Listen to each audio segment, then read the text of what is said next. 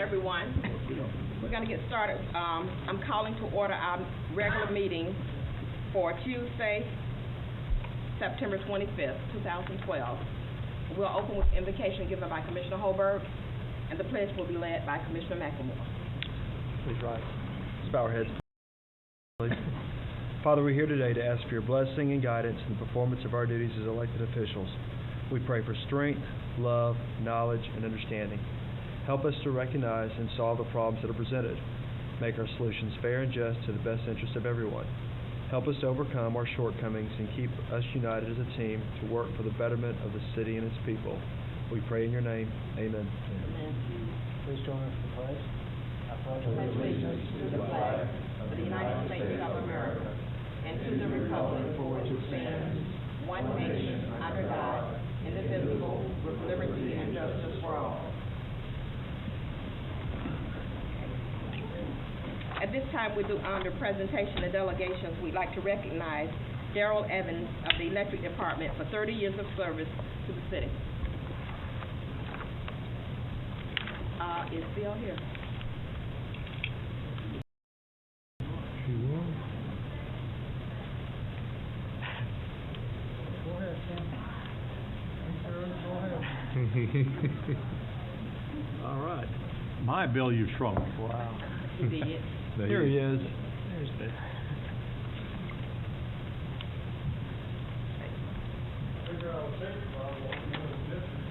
Oh, don't try to blame it on me. I got stuck behind the train. What should I was behind you. We're very lucky tonight. We have Mr. Darrell Evans with us, who has spent over 30 years with the city of Griffin. And the last couple awards we've given for 30 years, I get to thinking about how really special that is, that we have employees that have given the better part of their life to the city of Griffin. And not only Darrell, but all the employees here at the city. It's just a very special thing when we get to do an award like this. Darrell started over 30 years ago, June of 1982. And he started in meter reading, 6 years in meter reading, service worker, he was 6 years, system operator 5 years, and then senior system operator 13 years. And now being in, system operations, he's really an ambassador to the city and has a number of different duties. I can't even list them all, but one item that probably needs to be mentioned, in the 4 years I've been here, and I think however many years Kim's been here, I don't think we've ever had a customer complaint on Mr. Evans. And with the job that he has to do, that's just an amazing fact. So I'm going to turn it over to Kim, and then we'll give Darrell his award. I've been working with Darrell for many years now. We started in system operations pretty much about the same time, and I think we consider ourselves survivors of this era. It's been a pleasure learning from him, everything from knowledge of our system to patience with customers. I owe to him. He volunteers to work holidays that coworkers give me with their families. There are lots of funny stories, but my favorite one, I think, is the hysterical lady with the chipmunk and the two terrified men in her house. We used to take animal control calls, and she was, what do I do? What do I do? He's like, don't you have two men in your house? And well, they're terrified. It was just really funny. He talked her down. But he's always been my side during storms and calamities of all types, hurricanes, ice storms, down shears, car wrecks, everything. And I always feel that I'm leaving things in good hands when he's working. And it's been a pleasure.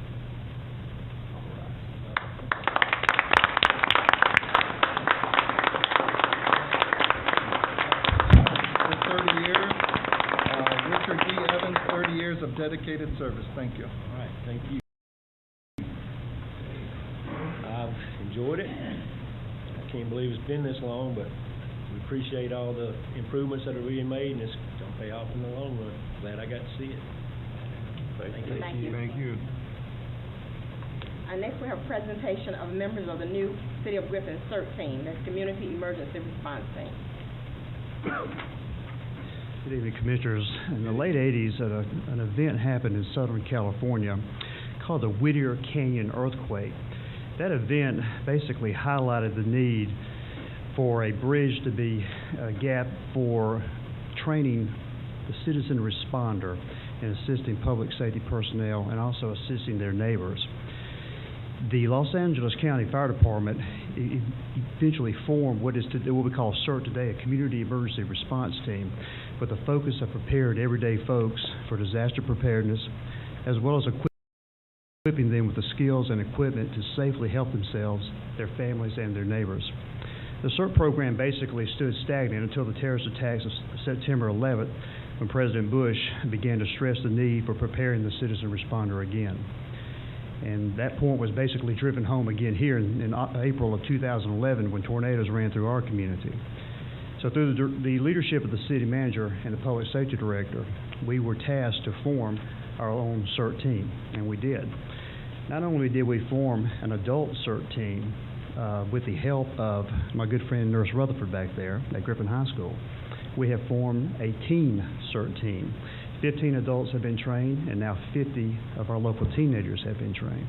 And I want to ask them to start walking up this way now, if all of them would, and let you see some of the example of what we've trained. In these meetings, they are taught CPR and how to use an automatic external defibrillator. They are taught fire extinguishers, how to mitigate utilities, medical training, search and rescue, terrorism, and disaster psychology. Now, our team at Griffin Fire Rescue has consisted of Captain John Hamilton, Captain James Clinkscale, and Captain Mitchell Cardell. They've been putting in countless hours of their own time to train these fine folks, these local citizens. Now, what we're going to use them for is they're going to have regular meetings to receive regular training, but they're also going to be issued equipment that they can go out in case of disaster and assist their neighbors and public safety personnel. They'll be brought in for searches as well as parades and football games. They've already been working some of the football games here in town. So we're very excited about this program. You'll be seeing them a lot. Do we have any equipment, John? Do we have any hard hats? You'll be seeing those green hard hats and green vests out there. But I'd like to ask you to welcome the first round of our adult and teen community emergency response team.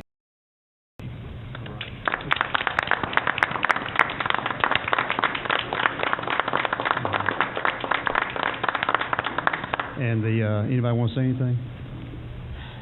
Yes, yeah, of course. You know, I always take an opportunity to thank the City of Griffin for the things that you do for the community. Too often, and I've had a discussion just today, people assume the worst, and the first comments about Griffin are negative, and they just don't have a clue. You as a board and as the administration of our city and also in the county are thinking ahead, and when the next catastrophe strikes, you got a whole bunch of folks who are going to be ready to help out your professional staff, and I just appreciate very much the opportunity to be a part of it. Thank you. I just want to thank Captain Hamilton for his thorough training he's provided for us. He's really made it interesting, and he's an excellent leader for the city of Griffin.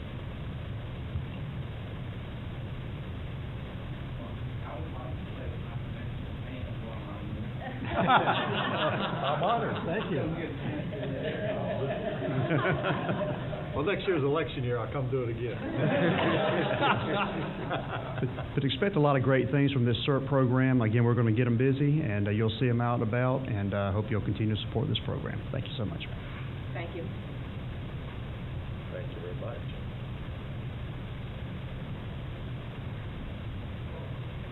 We're moving into citizen comments. At this time, the chairperson opens the floor to comments from the audience. Comments should relate to a specific agenda item not listed on the agenda for public hearing or to a concern within the jurisdiction of the city. Commission meetings serve the purpose of conducting city business and are not a forum for the unlimited expression of opinion. The chairperson reserves the right to limit comments to matters germane to city business and may refer speakers to the city manager or to other staff for resolutions. Is there anyone on my right that would like to come forward and address the board? Okay, we're moving into public hearings. Received comments regarding a consolidated housing and community development plan prepared by Pons and Company for the City of Griffin and the Griffin Housing Authority. Madam Chairman, members of the board, Taurus Francis, Planning and Development Director for the City of Griffin. Our first is to receive comments and consider approval of our Consolidated Housing and Community Development Plan as prepared by Pond and Company for the City of Griffin and the City of Griffin Housing Authority. In 2007, the City of Griffin was designated as a city initiative for community housing, which is our GIC program, whereby the City of Griffin would participate in a number of training sessions geared towards identifying and addressing housing issues. One recommendation from GIC training was to develop a consolidated housing plan which would give a definitive quantitative and quantitative analysis of Griffin housing and weaknesses and strengths. The plan will cover areas of housing affordability, homelessness, barriers of housing, fair housing, and action plan for addressing the housing challenges identified. The plan was jointly funded by the City of Griffin and the Housing Authority once again. I have tonight Allie Loft with Pond to do a brief presentation of the findings of that plan.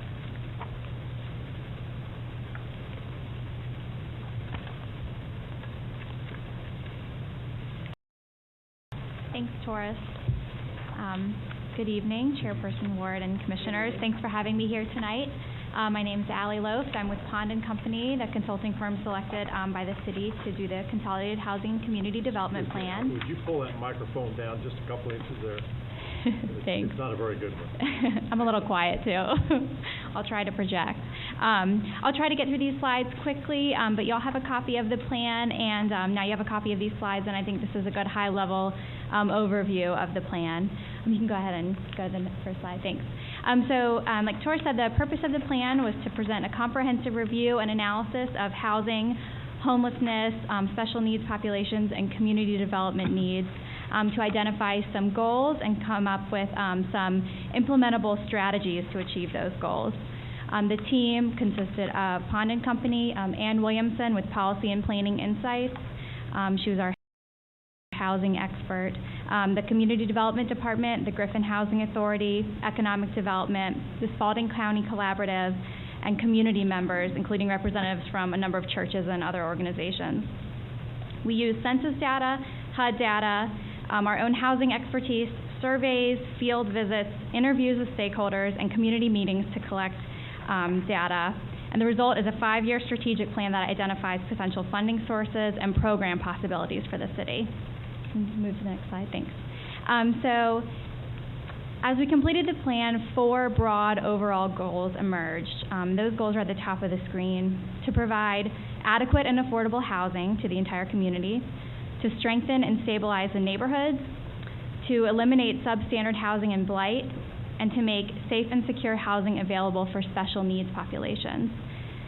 We use a 5-year strategic plan to accomplish these goals, and the strategic plan includes some specific objectives that are outlined here. They include items related to providing a variety of housing options, employment opportunities, strengthening neighborhood associations, improving educational outcomes, financial training programs, and implementing lifelong communities. And just to quickly review what is affordable housing. Affordable housing, many people think that it's only for low-income people, but actually affordable housing applies to everyone.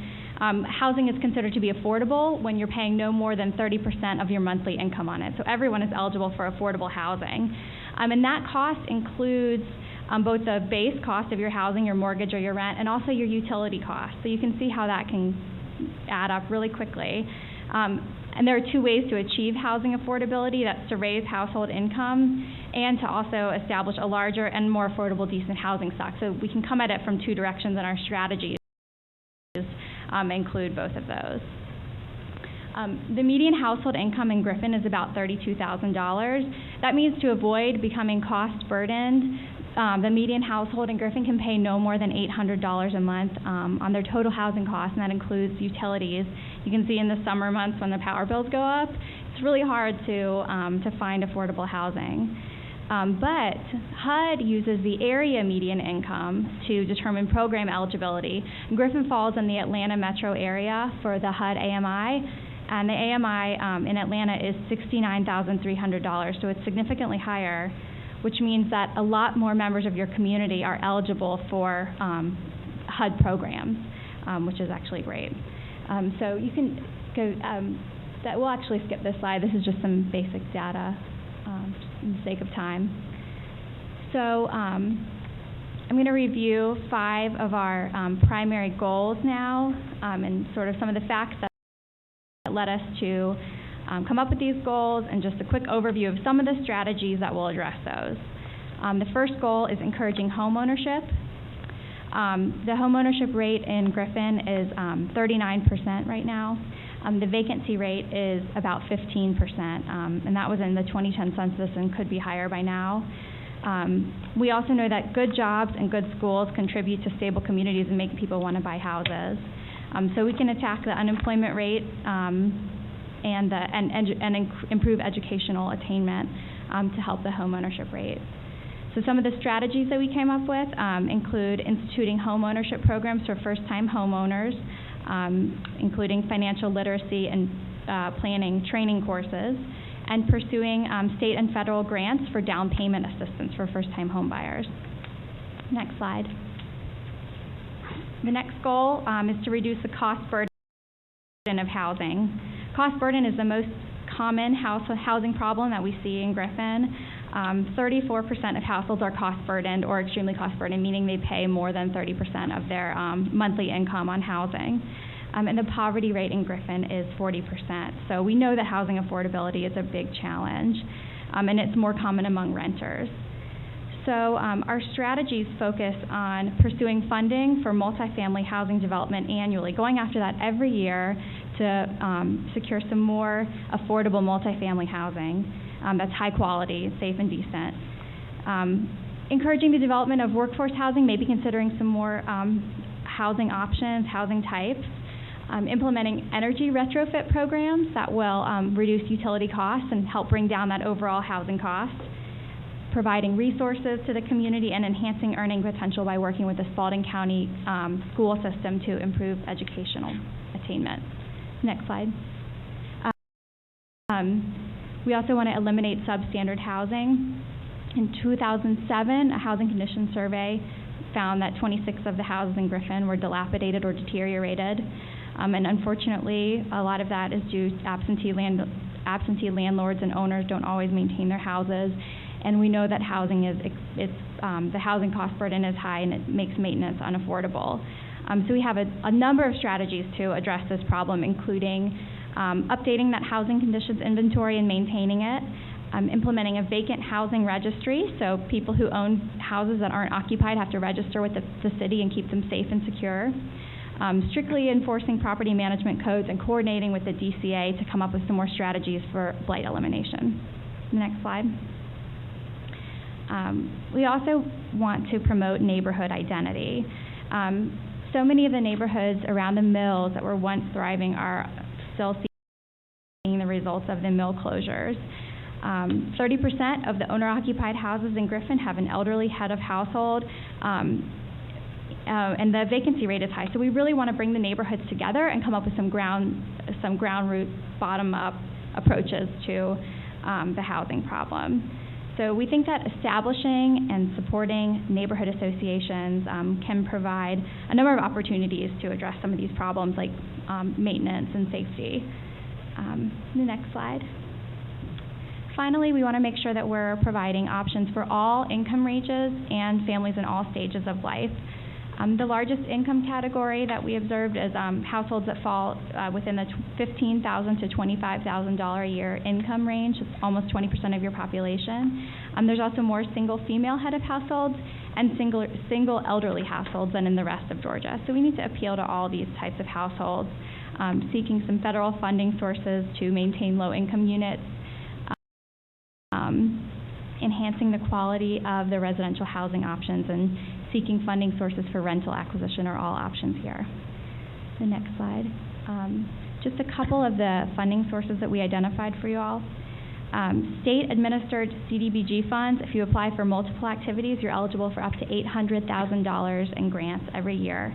And the Georgia Redevelopment Fund has another $500,000 of funds available to address slum and blight. And those are two new funding sources that we identified for y'all. The next slide.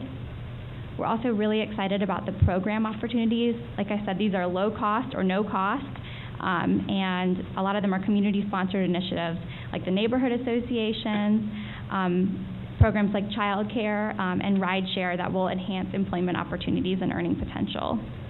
And finally, the plan does come with this 5-year strategic plan, which identifies all of our strategies, assigns a responsible party and a time frame, and anticipated costs and funding sources.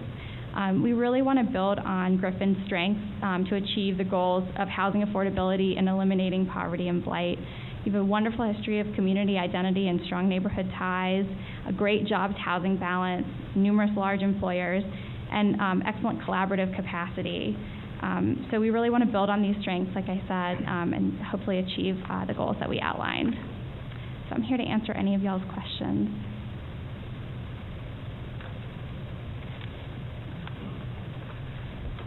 Madam Chairman, No. may I begin? Go ahead. Unfortunately, I'm in the low to moderate income rental business, and this is the same stuff we talked about 10 years ago, they talked about 20 years ago, and we keep talking about having governmental intervention in terms of developing housing developments and things like that. Mm-hmm. When you look at your rent surveys, you're talking about $750 to $850 a month is what an affordable housing rent is, but we're still collecting the same amount of rents that we collected 10 and 15 years ago. So the existing properties that property owners have cannot sustain the cost of what it takes to keep properties maintained. A new roof is $5,000. A central heating and air system is $3,500. When you're getting $450 to $500 a month, it doesn't make economic sense for the financial institutions to loan property owners any money. Houses that were built for $40,000 are being listed, valued by the tax assessor's office in some neighborhoods $15,000 and $17,000. They're being foreclosed at $15,000 and $17,000. So there's no comps out there to be able to justify doing anything with the investment properties. And until we figure out how to make the return on the investment affordable, and it may mean that, you know, all these different areas sound exciting, but until we figure out how to get a pool of money such as a hedge fund that comes in and can collectively buy neighborhood after neighborhood and rehabilitate what's there, doing the onesie and twosies, just it's not going to be sustainable, because someone's going to come in and say, well, I'm going to invest my hard-earned money into that property, and everything around it is falling down, and they can't get a justifiable mortgage to be able to sell it. And the Land Bank Authority is facing this issue. Private investors are facing this issue. And it gets to the point where when you start putting the registry system of properties and continue putting the burden upon those property owners, and I hear from all the time, you know, the city's put pressure on them, puts pressure, but the properties keep getting destroyed. The renters keep moving in and don't pay, move out. So it's not a win-win for anybody. It's just a lose-lose for everybody. Lose-lose for the folks that are renting the properties, lose-lose for the folks that are living in those neighborhoods their entire lives, lose-lose for the investors, lose-lose for the city in terms of tax base. And I don't know what the answer is. They're great, beautiful ideas in here, but it's to put a comprehensive plan before us tonight to vote on without us as a board actually sitting down and just having a workshop and trying to come up with some real, and I was hoping when you had this, you wanted to have a community, you wanted us to have a board workshop. This is the same plan that started, that Fred started right some years back. Right. And I think he had talked about, we had a plan of 20-something years ago, and all of it is not based around what it is that you're talking about. There's some other avenues right. here There are. that we cannot afford not to move forward and address. But that's the frustrating as the business community side, trying to figure out how to survive. And the problem you're talking about is not just us here in Griffin. Right. Everybody, it basically is having the same problem. But we have a plan that has taken some time, and we paid for a consultant to come in and develop. And I feel like it's a good plan. I read the entire thing yesterday. We will not probably be able to move forward on everything immediately, but we have some guidelines to go by. And the other part of it is, another area where we've not been able to do is we have the housing authority that helps partner with us to the plan, which is something we've not had in the past. And they have a lot of avenues where they can be helpful to us. You know, so like I said, I think it's a good plan. Thank you. Some of the things that we had in the other plan, that they had in the other plan is here, but I'd like for our board to actually be able to have time in a workshop setting and go through the plan and What is it approving the plan? we approve this plan. the strategic plan. I mean, But then it's just left for implementation, so it's not like there's...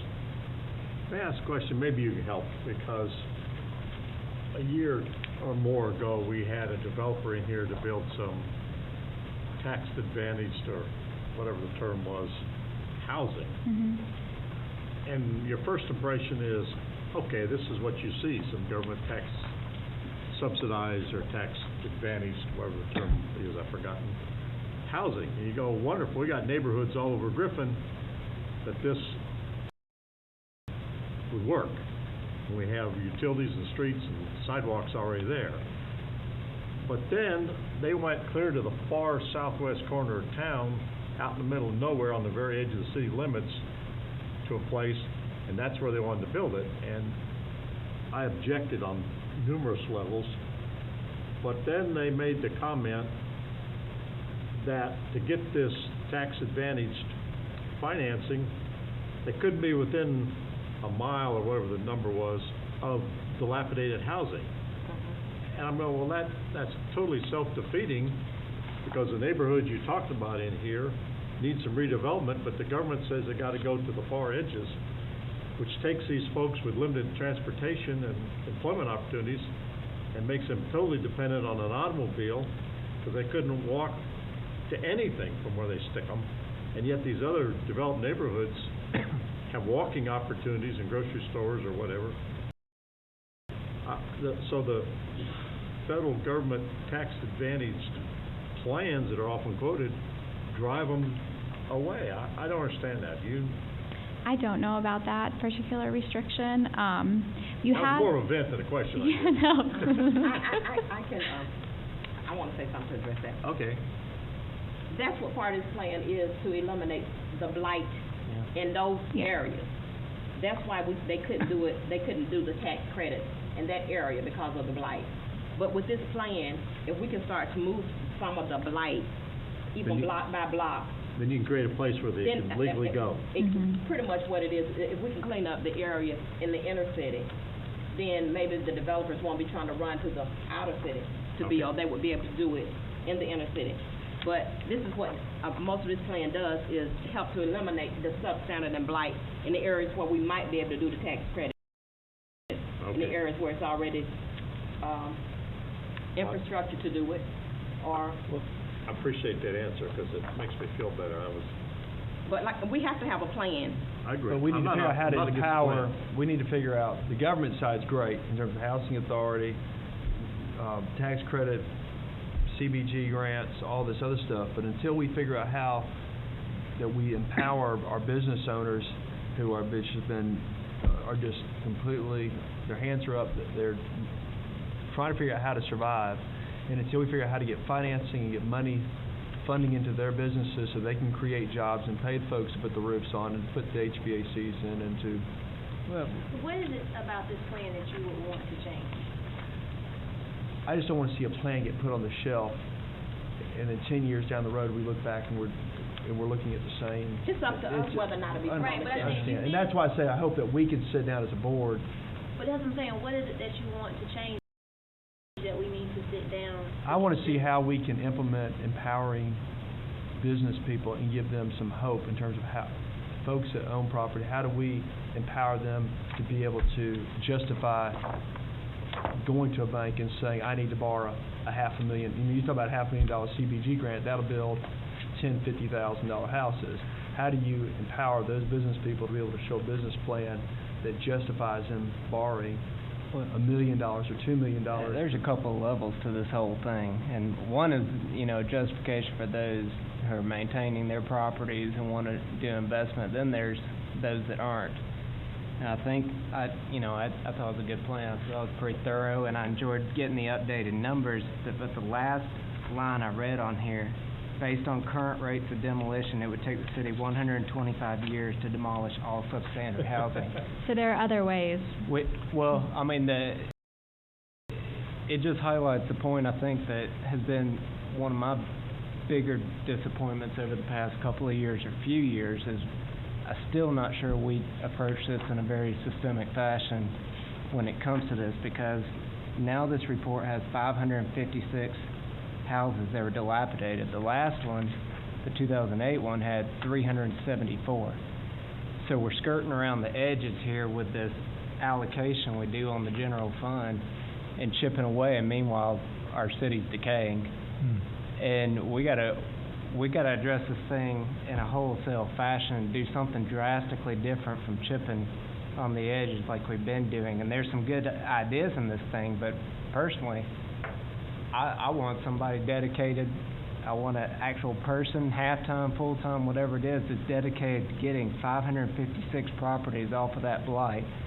And that entails moving 556 properties up on that legal continuum to where when we do have the money, they're ready to go. 556 properties are on the blight list, and 556 properties have code enforcement notices that are sent out to them, and they're going to start generating some money so that we can also put that towards eliminating the blight. But it's gone from 374 to 556 now, and that's because when I first got on this board, nobody was identifying substandard housing. Nothing was really, I didn't see anything happening. Yeah. And we came up with a plan to start identifying houses. So we couldn't identify everything at one time. And the 500 houses you're saying now, it's probably still not an accurate number. But last fiscal year, we demolished how many houses? Last year, we demolished 36. Okay. 5 years ago, 36. 5 years ago, 3 years ago, what was it? 10, 12? The year before that, maybe 6. Mm-hmm. So, as a collaboration with departments, we're moving up.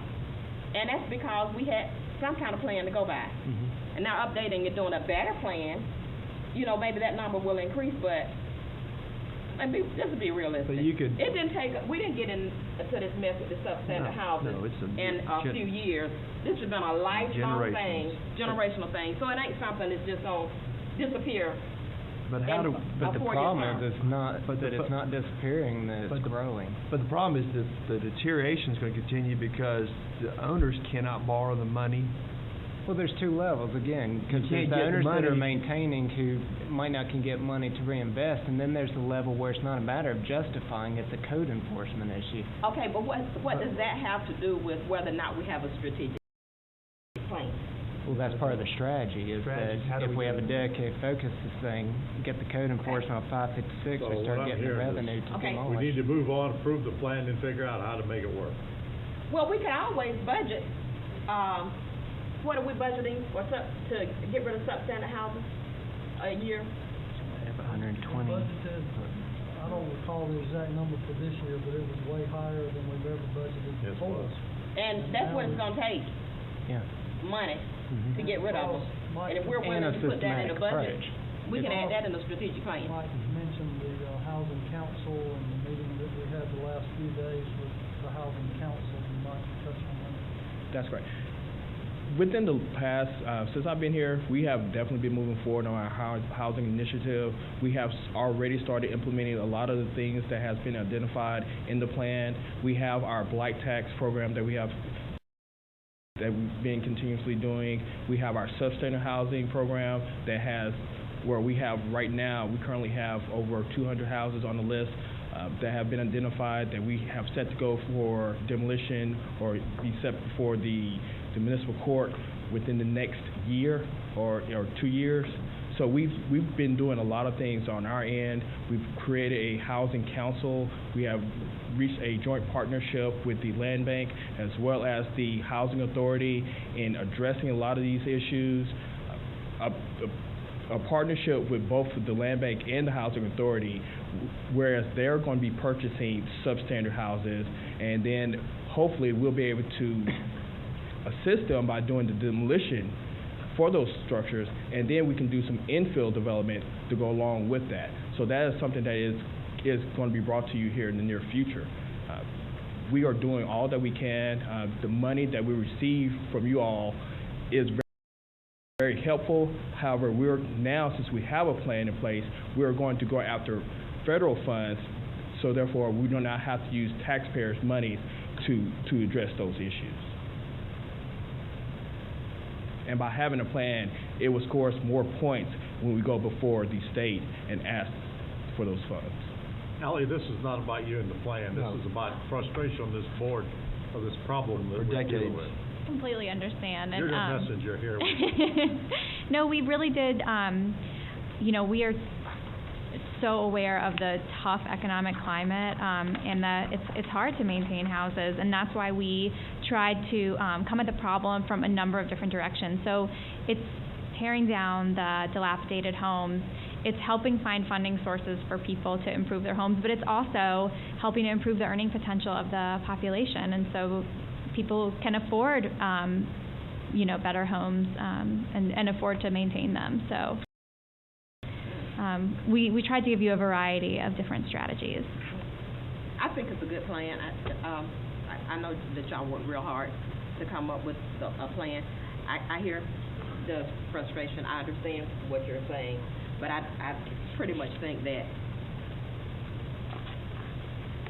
this plan is not really going to have anything to do with This with plan that. is great, but I just hope this board looks at how do we implement it and make sure it happens, and not look back at 10 years and say we just had Like I said, that's going to be up to us. have a beautiful plan, really and gonna be that's up why I was to us. hoping when we had your retreat that you wanted to have.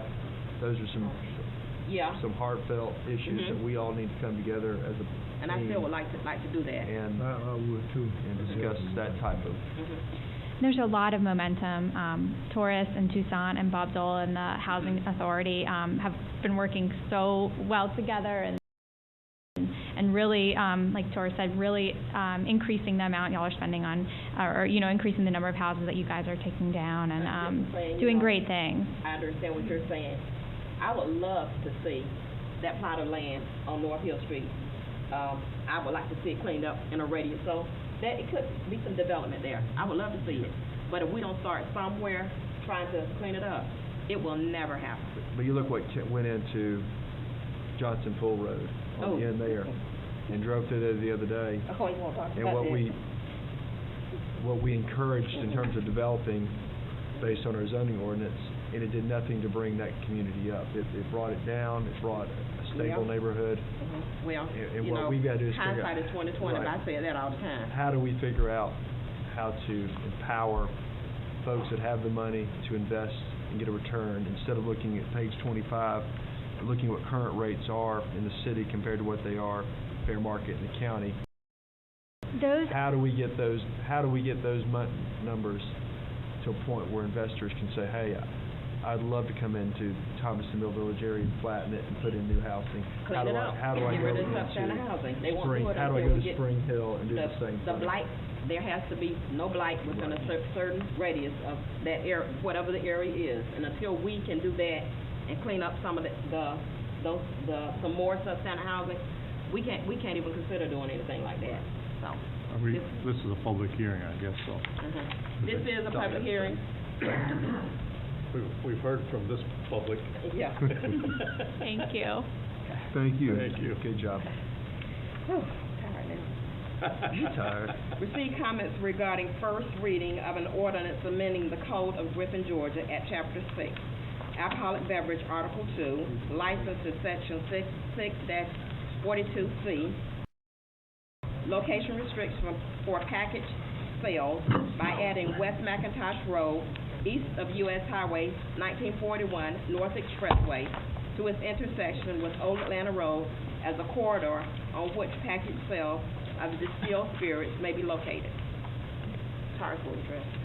Staff received a request to extend this district a couple of weeks ago, and what the code currently allows is for the sale of distilled spirits on West McIntosh Road, Highway 92, from its intersection with U.S. Highways 19 and 14, or better known as North Expressway, to the city limits. 19 and what? 41. 1914. 1941. 1941, excuse me. 1941. Dyslexia. Okay, this is a public hearing. Is there anyone that would like to speak? Well, I'm in favor of extending the other way, and this would put the old bank building in use. It's been purchased, and the owner who bought it, I guess he asked the wrong question. He asked if he could sell beer over there, and he was told yes, but he has a package store to move, so there's nothing on that piece of road except businesses, so there are no houses. And how far would it extend it to, Jeff? It was extended all the way to Old Atlanta Road. There's a map in your... There's a map. Okay. This is a public hearing. Okay. I'll put my 2 cents in on this because I'm not enthused about it. Because what it strikes me is basically business isn't that great in the shopping center, so I own another location, so I want to move my liquor store to my other location. I worry about that being a slippery slope. You know, I know it's a small adjustment, but it is basically now putting the liquor stores in the shopping center with it's a business risk, and to a degree it's a shame because Kroger's moving out of there, and I know that's an anchor store, but at the same time I wonder how much of an anchor store it is for a liquor store. But to just start expanding our borders on a zoning thing just because your business isn't doing that great here and you own another location, Well, the owner who I've talked to, he's in my district, when this Kroger announced the move, it sort of left him stuck. And he said with Kroger gone, he'll basically be out of business. And that's why he went around the corner and bought that empty building, which is about 200 yards from where his present business is, and not realizing he couldn't move his business around the corner a couple hundred yards. And so... Well, he bought that building in 2008. I understand, for future... I mean, well before the Kroger was looking at... That's right. It was a hedge because Kroger's been talking about moving. But anyway, we'll put him out of business. I disagree with it. I don't think we'll put him out of business. I mean, it's other locations. I agree with you, Ryan. That's why I spoke with Mr. Freeman earlier today, and I got the same feeling that you're getting. And I don't see how we can put him out of business. And I don't see how he missed that as a businessman. I don't think that I can't see how he got confused or got misled as a businessman. I think I don't see that happen. I don't know if it's a question of him being confused or misled, but I think the thing that's changed is when you adopted the corridor system, which was back in the early 90s, the eastern side of West Poplar Street over to Old Atlanta Road was still fairly residential through there. You had the 2 banks operating over towards the expressway side, and then everything else beyond that going down towards Old Atlanta had really not transitioned. But DOT came in the latter part of the 90s, 97, 98, and did that widening project in there, and that caused a transition. And the nature of the uses out there really hadn't picked up too much commercially. But I don't think people who own property adjoining the road intend to put housing back in there again. I think they're looking more towards commercialization of that strip over to the Old Atlanta Road. Another thing, I think it's gonna bring a lot of problems with those residents there, in the apartments and down the street. It's already enough crime, and that's just gonna add to it. I just don't, I will be voting against it. You know, I don't know about crime, that sort of thing. It's just, you know, we're pretty limiting on where we allow package stores in general. And I think our better response versus moving, again, our borders to allow for it at another location because it's not working out one location, our better response is we're going to try as hard as possible to get more anchors into that now becoming vacant shopping center. And I really wonder about the cost. Again, I don't go to Kroger and then think, hey, while I'm at Kroger, I would go to a liquor store. I still question whether or not the anchor itself is, and I don't know because I'm not in that business, the attractor of customers or people want to make an intentional trip to this liquor store. You look at the Walmart Center, once the anchor moves out, they die generally. So, but if you look at the corridor system, and I'm not a corridor system fan, I think it's, I won't say what I think it is. But it's the major corridors through Griffin, the 4-lane, the expressway, Taylor Street, it was the major corridor system. Well, the East McIntosh portion is now a 4-lane major corridor like the other side, West McIntosh. So it fits in the description of the corridor system that was originally designed, and it's commercial. So to me, it's a logical extension, and whether he's in a shopping center around the corner is a moot point for him. I mean, you can buy beer at the corner gas station adjacent to that property. I guess Walgreens sells beer. Probably Walgreens, the Shell Walgreens station. and both gas stations adjacent to that property. It's not like there's nothing new You there. get it a lot cheaper than you can. He's been told. Good question. He has heard. Brad told me. I thought this was a public hearing.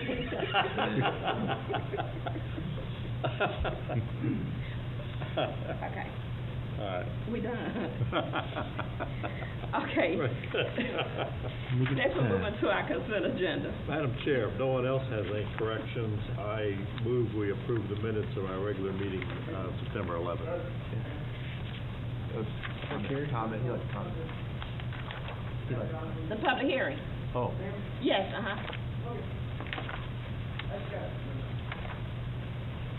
I'm a little bit confused about where the property is located that we're talking about. Excuse me. I'm Larry Johnson, and I have an interest in the property that it's 1464 Beatty Street, okay? Now, West McIntosh Road, the way I understand this thing, is going to go over to eastward and hit the old Atlanta Highway. Correct. You have a map. I got one. Okay. Yeah. The question is the bank, is it still going to be there? Has the bank been sold? No, it's the old commercial bank. I'm sorry, what? The old commercial bank. Right behind the gas station. Okay, you're on the other side. South side. You're on the south side. Okay. So none of the properties on the north side of the West McIntosh, they're all still there. So where does he want to put his liquor store? The old commercial bank building. On the old commercial bank building. Alice Street on that map. Yes, Okay. this is where Alice Street is. I'm sorry, do what? It's where you see Alice Street. It's Yeah. those words. That's He wants to go there. Yeah, okay.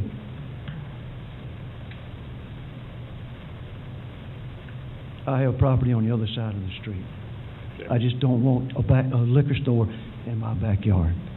We fought in this community up here for many times to keep, especially when the bank across the street was there.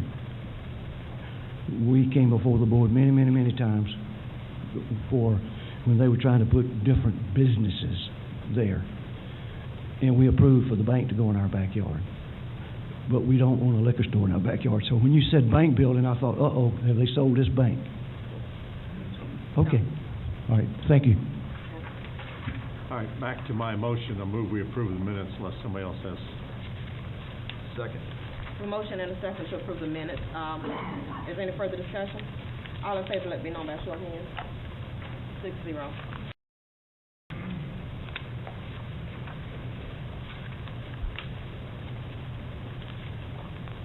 Okay, moving to our regular agenda. Consider approval of the Consolidated Housing and Community Development Plan prepared by Pons and Company for the City of Griffin and the Housing Authority. Madam Chair, I move we approve the plan as presented. Second. I have a motion and a second to approve the plan. Is there any further discussion? All in favor, let me know by show of hands. 6-0. Consider approval on the first reading of an ordinance amending the Code of Griffin, Georgia at Chapter 6, Alcoholic Beverage, Article 2, Licenses, Section 6-42C, Location Restrictions for Package Sale by adding West McIntosh Road east of U.S. Highway 1941, North Expressway, to its intersection with Old Atlanta Road as the corridor on which package sales of distilled spirits may be located. Madam Chair, I move we approve on first reading the ordinance. Second motion. I have a motion and a second to approve. Any further discussion? All in favor, let me know by show of hands. 4-2. Thank you.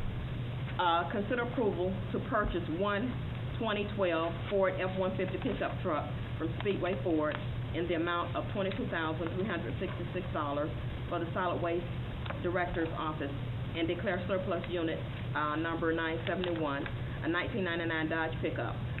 Madam Chair, I move we approve the purchase and the surplus. Second. I have a motion and a second to approve. Is there any further discussion? All in favor, let me know by show of hands.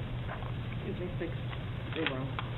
Consider approval to award bid for a 2013 Ford F-350 crew cab truck with service body for Allen Vigil Ford, Fayetteville, in the amount of $40,972.88. Award to base station the purchase of installation of grill guard push bar in the amount of $590. Award to Transcom the purchase and installation of radio, lights, and siren in the amount of $2,900. And award to Signcraft the lettering and striping in the amount of $600.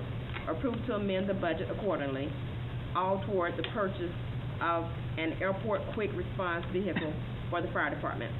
Total cost, acquisition cost of $45,062.88 will be paid from funds set aside by GDOT for airport improvement projects. Madam Chair, I move we approve the entire package there. Second it with a question. I have a motion and a second. Go ahead. Does the county commission need to approve this as well, since it's joint city-county? I don't know, sir, I'm sorry. So if we probably need to check on that. I assume just buying, just the city's gonna own it. Correct, yes, Part of sir. your fire Well, department. Correct, yes, sir. The county's not. But is it a device for the, well, it's coming from funds from GDOT to the airport, which is jointly owned by the city and county? Yeah, joint funds. There's joint funds. I mean, we've never had them approve equipment purchases for the airport before. You were designated as the lead agency with FAA for federal funding of the airport. I don't know that GDOT has ever had any type of designation. All the funds come through GDOT. That's true. So that's my issue, is to make sure there's not a conflict there with the county on that issue. But I think the intent is that the city's going to own the truck. That's correct. Title is the city of Griffin, will be part of the Griffin Fire Department. It may be used at the airport, or designed for use at the airport, but still it's a city vehicle. It can That's take correct. Anywhere in the city. But we're using GDOT money that goes to the airport to pay for it, not Griffin general fund money. I don't know if GDOT has a problem with that. I don't know if Spalding County has a problem with I that. don't see anything in the package that indicates anything about the funding. GDOT did approve the purchase, They did approve. yes, ma'am. All right, any further discussion? All in favor, let me know by show of hands. 6-0. Consider approval to amend the City of Griffin fiscal year 2013 operating and capital budget for the use of unspent funds from the Fire Act grant in the amount of $10,060 to be rolled forward to fiscal year 2013 from fiscal year 2012. I move we approve the budget amendment. Second. I have a motion and a second to approve. Any further discussion? All in favor, let it be known by a show of hands. 6-0. Consider task order for 2012 CDBG redevelopment project, Zone 4 Engineering and Design to Paragon Consulting Group in the amount of $72,433. Yeah, one conflict disqualification. I'll be abstaining from voting on this. Okay. Okay, and then, Madam Chairman, I move that we approve the task order in the amount of $72,433. Yes, sir. I have a motion and a second to approve. Any further discussion? All in favor, let it be known by show of hands. 5-0-1. Consider task order in accordance with the Master Services Agreement with Tetra Tech for feasibility study for dredging Heads Creek Reservoir in the amount of $65,000. Madam Chair, I move we approve it. I do have a question. Second that motion. Motion and a second. Maybe another question. Now, this feasibility study means one thing to me, but at the completion, will that mean it would tell us how to handle the muck and all the details, or just what will be ready to go with We this? do sediment sampling. It'll tell us whether to use geotubes, how we need to decant the water from the material itself. Next commission meeting, I'll be coming before you on the second phase to get a TOF for Brian Upson to be a Paragon Consulting Group to be able to modify the existing landfill that is not in use at Shoal Creek for sediment disposal. It's the closest and shortest route. To answer your question, this is the first phase. Yes, that'll give us what we got to do to move it. It'll tell us what the characteristics of the sediment is in there, whether it's and what the properties are. And then the next phase, we'll be actually prepping the site and moving earth and building berms to deposit this. So they're going to test the sediment to see what's there, that part of it? They'll calculate the volume. They'll know they've got 10,000 shots right now that I had. They'll go in and actually do the geoprobes, and they'll actually calculate the volume, whether it be 1.5 million or 1.7 million cubic yards of silt. My question really is about the chemical composition, how hazardous it is. Is that part of this? Yes, it is. It'd be like doing a phase 1 or phase 2 if you're environmental. Yes. And your overall expectations is to get this back to approximately 1 billion gallon No, we're going to. The original concept right now is to get it back to the 1989 model of 621 million gallons.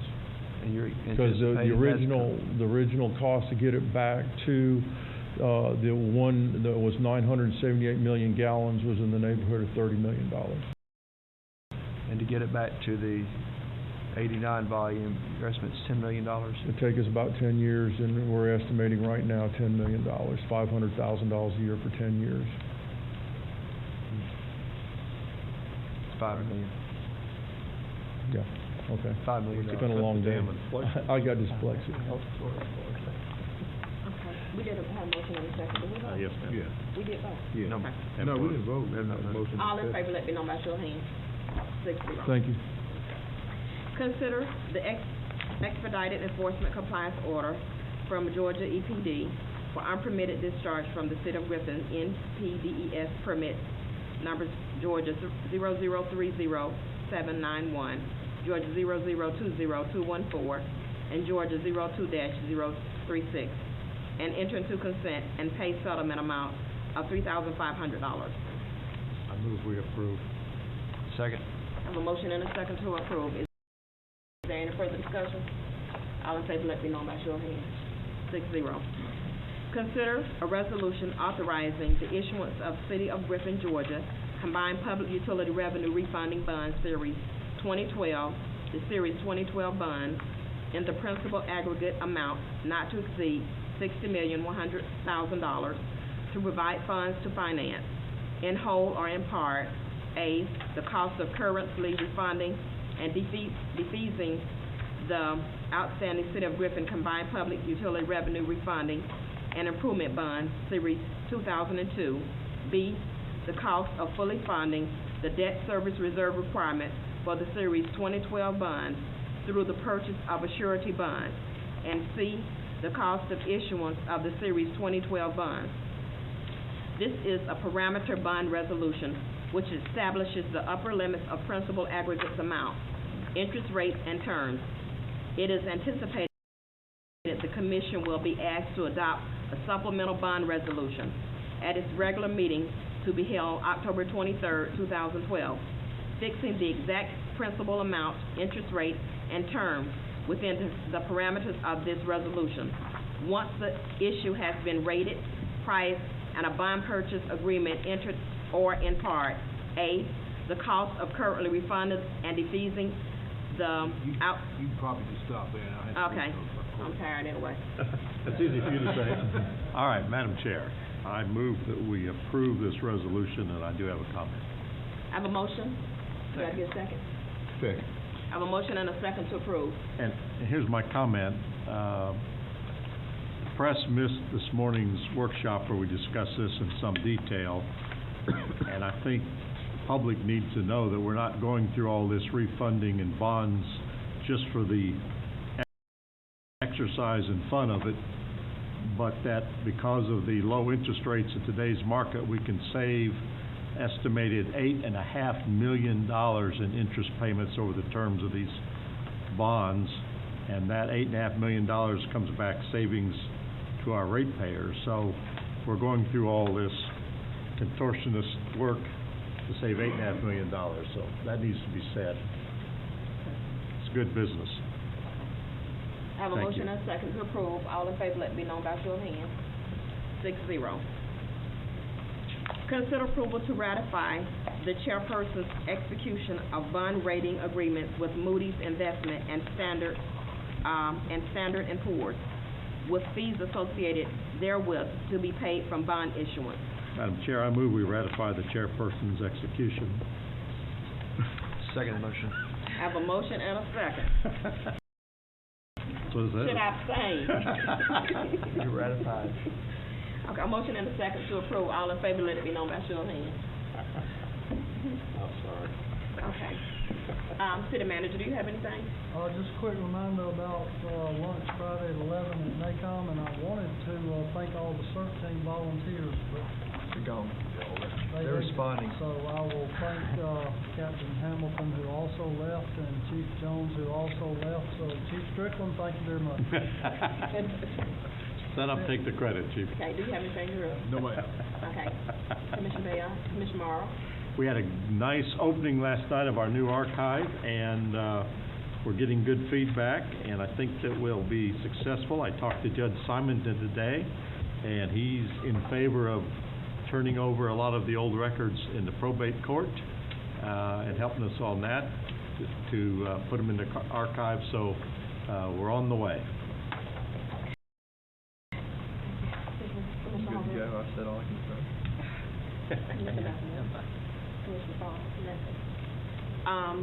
I just would like to congratulate and thank the Planning and Development Department for their work with the Housing Authority on the housing plan. I think it's a good one, and I appreciate everything that y'all did to get forth. If there's nothing else, I'll entertain a motion to adjourn. Make a motion to adjourn. Second.